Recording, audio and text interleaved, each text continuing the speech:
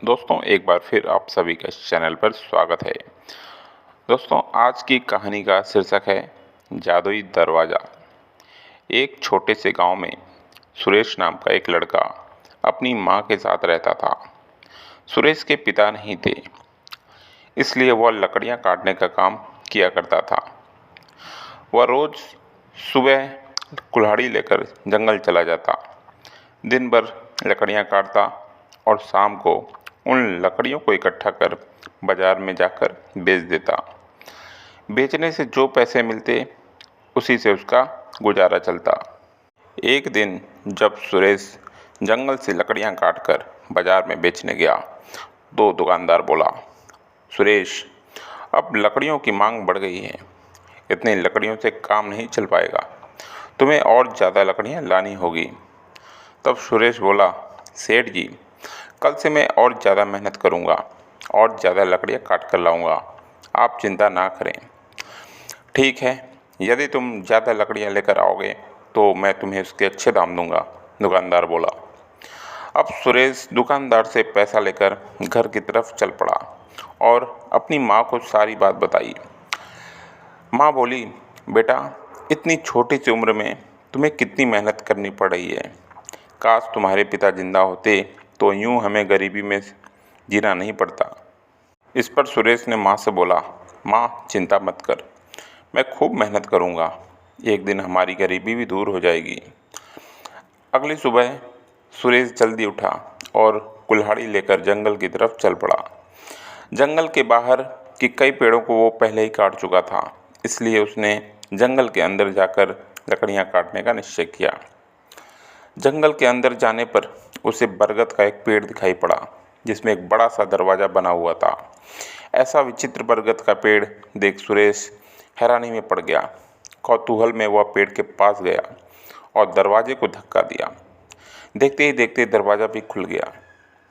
सुरेश ने अंदर झाँका तो उसमें अंधेरा नजर आया, लेकिन फिर भी सुरेश दरवाजे के अंदर चला गया। अंदर कुछ दूर चलने के बाद उसे हल्की सी रोशनी दिखाई दी। वह रोशनी की तरफ बढ़ा और पाया कि एक गांव नजर आया। वह गांव में घूमने लगा। घूमते घूमते अचानक उसे किसी के चिल्लाने की आवाज़ सुनाई पड़ी। वह आवाज़ की तरफ बढ़ा तो देखा कि आवाज़ एक गड्ढे से आ रही है। उसने गड्ढे में झांका तो वहाँ एक आदमी गिरा हुआ था और सहायता के लिए पुकार रहा था। सुरेश ने उससे कहा, रुको, मैं रस्सी फेंक रहा हूँ, आप उस रस्सी को पकड़कर बाहर आ जाओ।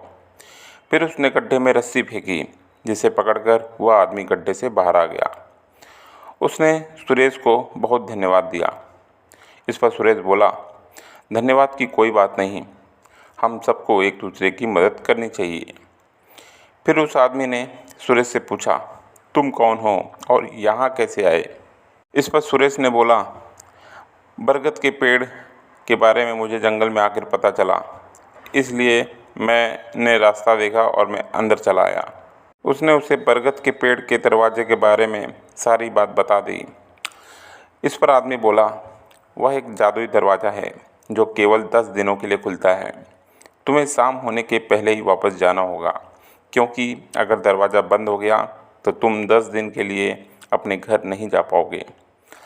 सुरेश ने इस जानकारी के लिए उसका धन्यवाद किया और आगे जाने लगा। तब उस आदमी ने उसे एक डंडा दिया और बोला, तुमने मेरी जान बचाई है, इसलिए ये डंडा रख लो। पर मैं इस डंडे का क्या करूँगा? सुरेश ने आश्चर्य में बोला। आदमी बोला, ये एक जादुई डंडा है, इससे तुम जितनी लकड़ियाँ मांगोगे ये तुम्हें देगा। सुरेश ने जादुई डंडा ले लिया और उस आदमी का धन्यवाद कर घर की तरफ चल दिया। कुछ दूर जाने पर उसे एक बूढ़ा व्यक्ति दिखाई दिया जो बहुत परेशान था। सुरेश ने उससे पूछा, बाबा, क्या हुआ? कुछ परेशान नज़र आ रहे हो आप। वो आदमी बोला, बेटा, क्या बताऊं, घर पर लकड़ियां ख़त्म हो गई, इसलिए जंगल से लकड़ियां काटने निकला हूं, लेकिन अब इन हाथों में इतनी शक्ति नहीं रही कि लकड़ियां तोड़ सकूं, इसलिए समझ में नहीं आ रहा कि लकड़ियों की व्यवस्था कैसे करूं।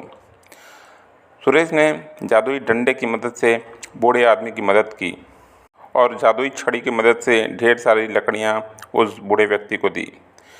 बूढ़े आदमी ने उसका धन्यवाद दिया और एक बर्तन देते हुए कहा, बेटा ये एक जादुई बर्तन है, जब भी खाने की ज़रूरत हो इससे मांग लेना। सुरेश ने जादुई बर्तन ले लिया। शाम हो रही थी, इसलिए वह पेड़ के जादुई दरवाजे से बाहर निकल आया। खुशी खुशी वह घर पहुंचा और जंगल में हुई घटना के बारे में बताते हुए जादुई डंडा और जादुई बर्तन माँ के हाथ में रख दिया। माँ जादुई डंडे और जादुई बर्तन को देखकर बहुत खुश हुई। सुरेश को भूख लग रही थी। उसने जादुई बर्तन से खाना मांगा। ढेर सारे पकवान उनके सामने थाली में सज गए। माँ बेटे ने उस रात भरपेट भोजन किया। अगली सुबह सुरेश ने जादुई डंडे से ढेर सारी लकड़ियाँ मांगी और दुकानदार को बेचकर अच्छे पैसे कमाए। जादुई डंडे और जादुई बर्तन की मदद से धीरे धीरे उनकी गरीबी दूर हो गई और वे खुशी तरीके से रहने लगे। दोस्तों, इस कहानी की सीख यह कहती है कि सदा विपत्ति में फंसे लोगों की सहायता करनी चाहिए।